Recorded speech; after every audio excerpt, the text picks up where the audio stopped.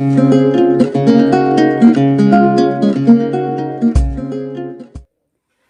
Parents, welcome to Shivi's classes. मैं शिवानी, मैं करती हूँ आपकी मदद आपके बच्चों को पढ़ाने में। आज के वीडियो में मैं एक बहुत ही इम्पॉर्टेंट टॉपिक पे बात करने वाली हूँ, जिसमें मैं आपको देने वाली हूँ 5 टिप्स, जिसकी हेल्प से आप अपने बच्चों को घर पे ईजिली पढ़ा सकते हैं। तो सबसे पहला पॉइंट है, जो फर्स्ट टिप है वो ये है, ask about the day and studies. सबसे पहले जब भी आपके बच्चे स्कूल से आते हैं तो पहले आप उन्हें प्रॉपर लंच कराइए, थोड़ा उन्हें टाइम दीजिए रेस्ट करने के लिए, और फिर उसके बाद जब वो प्रॉपर रेस्ट करके अच्छे माइंड में रहते हैं तब आप उनसे उनके स्कूल के बारे में बात करिए कि आज आपका दिन कैसा रहा, आपने स्कूल में क्या क्या किया, फ्रेंड्स के साथ आपने क्या क्या बातें की, कैसे कैसे आपने क्या क्या चीज़ें शेयर की। उसके बाद आप उनसे ये पूछें कि उन्होंने पढ़ाई क्या क्या किया, कौन कौन सी क्लासेस चली, किस क्लास में किस टीचर ने क्या क्या पढ़ाया। तो ये सारी चीज़ें आप बच्चों से पहले बात करें, तो इससे आपको ये पता चल जाएगा कि आज किस सब्जेक्ट में कौन से चैप्टर्स पढ़ाए गए हैं। फिर आप बच्चों से ये भी पूछें कि चैप्टर्स में, जैसे कि इंग्लिश में अगर उन्होंने कोई चैप्टर पढ़ा है या ईवीएस में कोई चैप्टर पढ़ा है, तो उस चैप्टर में क्या था, उस स्टोरी के बारे में पूछिए। आप देखिए कि बच्चों को कितनी चीज़ें याद हैं। नेक्स्ट पॉइंट है, revise the same chapter at home.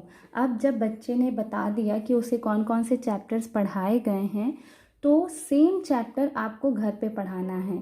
आप अगर ऐसा करेंगे कि स्कूल में उन्होंने कोई दूसरा चैप्टर पढ़ा है और घर पे आप उसे कुछ और पढ़ा रहे हैं, तो बच्चे कंफ्यूज हो जाते हैं। तो सबसे बेस्ट तरीका है बच्चों को पढ़ाने का कि जो चीज़ें उन्होंने स्कूल में पढ़ी है, सेम वो चीज़ आप घर पे रिवाइज कराएंगे तो वो चीज़ें उन्हें बहुत जल्दी आएंगी। तो इसके लिए आपको क्या करना होगा कि वो सारे जो चैप्टर्स, जो एक्सरसाइजेज उसने पढ़ी हैं स्कूल में, उसको आपको नोट डाउन करना होगा उसे फिर से रिवाइज कराने के लिए। तो नोट डाउन करने में आपका बहुत सारा टाइम चला जाएगा, उतने देर में तो आप बच्चे को पढ़ा भी सकते हैं। तो इसके लिए आप ये कर सकते हैं, एक मैं बुक आपको दिखा रही हूँ, ये बुक आप परचेज़ कर सकते हैं। बहुत ही अच्छी बुक है ये, ओसवाल बुक्स की है, learning made simple NCERT workbook. NCERT के लेटेस्ट सिलेबस के अकॉर्डिंग ये बुक बनाई गई है।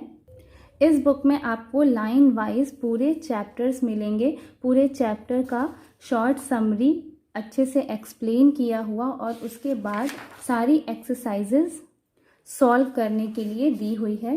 जैसे कि चैप्टर 1 है अ हैप्पी चाइल्ड, तो अ हैप्पी चाइल्ड जो पोयम है, तो उस पोयम में क्या समझाया गया है, क्या बोला जा रहा है, वो यहाँ पे शॉर्ट में करके देखिए बताया हुआ है। Like in this poem the child has a little red house and a green tree, she is always happy and hardly ever cries, she laugh and plays all day and often sits under the tree. तो उस पूरी poem को short में करके यहाँ समझा दिया गया है कि एक्चुअली उस पोयम में है क्या।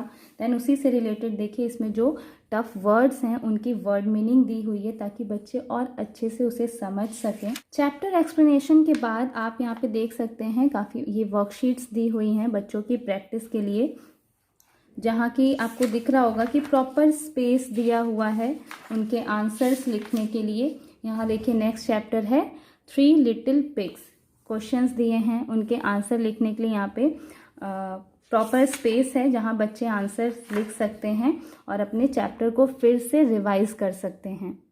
तो इस बुक की हेल्प से आप अपने बच्चों को चैप्टर फिर से, जो भी चैप्टर उन्होंने स्कूल में पढ़ा है उसको फिर से आप रिवाइज करा सकते हैं, फिर आप उनके आंसर्स लिखवा सकते हैं।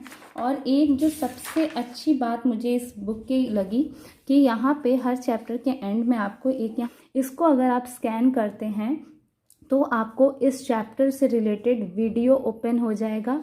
वो वीडियो आप बच्चों को दिखा सकते हैं, आपको खुद से समझाने की ज़रूरत ही नहीं है। उस वीडियो में ये पूरा चैप्टर डीप में एक्सप्लेन किया हुआ है। उसकी हेल्प से बच्चे चैप्टर्स को एकदम अच्छे से समझ जाएंगे। अगर उनकी थोड़ी भी कन्फ्यूजन है, जैसे स्कूल में कुछ नहीं समझ में आया, तो आप उस वीडियो के थ्रू बच्चों को अच्छे से वो चैप्टर क्लियर कर सकते हैं।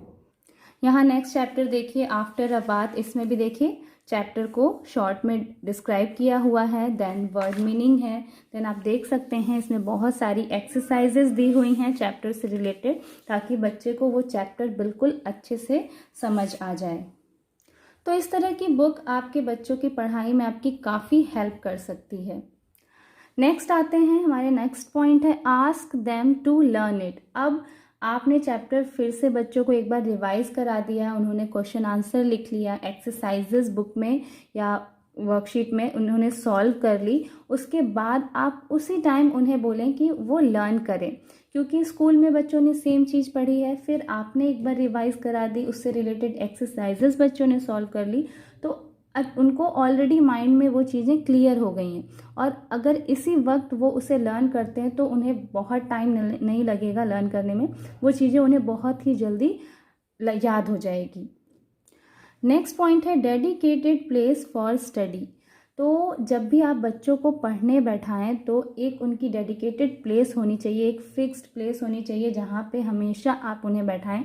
क्योंकि क्या होता है, जब बच्चे पढ़ने बैठते हैं, कुछ भी याद करने बैठते हैं, तो उनका माइंड बहुत ही ज़्यादा डिस्ट्रैक्ट होता है। तो उन्हें ऐसी जगह पे बैठाएं जहाँ पे कोई भी ऐसी चीज़ ना हो जिससे कि उनका ध्यान इधर उधर हो, लाइक मोबाइल, टीवी, कंप्यूटर, ये सारी चीज़ें बिल्कुल उनसे दूर रखें। बिल्कुल मैं तो कहूँगी कि अगर आपके घर में कोई ऐसी जगह हो, कोई ऐसा रूम हो जिसमें कुछ ना हो, बिल्कुल एकदम ब्लैंक रूम हो, छोटा सा रूम, जितना छोटा रहेगा ना उतना आपके बच्चों का एकदम कॉन्सेंट्रेट उनकी पढ़ाई पे रहेगा। अगर उसके रूम में आपको बहुत सारी आपने कलर पिक्चर्स लगाई हुई हैं या ये इस टाइप की चीज़ें हैं, तो उनका बहुत ही ज़्यादा माइंड डिस्ट्रैक्ट होता है। तो इस चीज़ का आपको बहुत ध्यान रखना है कि जहाँ पे बच्चे पढ़ने बैठते हैं वहाँ पे ऐसी कोई भी चीज़ नहीं होनी चाहिए जिससे कि उनका ध्यान इधर उधर हो। और नेक्स्ट 5th पॉइंट है बेड टाइम रिवीजन।